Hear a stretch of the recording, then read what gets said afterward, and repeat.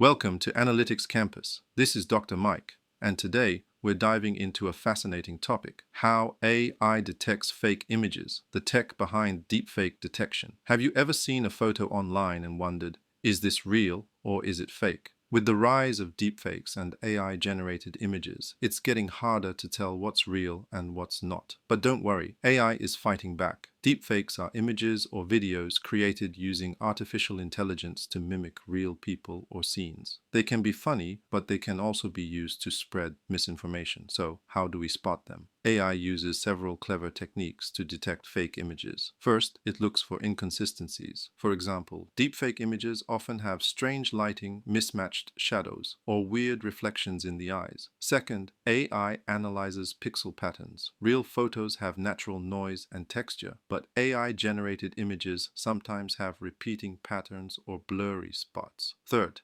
AI checks metadata, the hidden information inside image files. If the metadata doesn't match the content, that's a red flag. The real magic happens with convolutional neural networks, or CNNs. These are special AI models trained on thousands of real and fake images. They learn to spot even the tiniest details that humans might miss.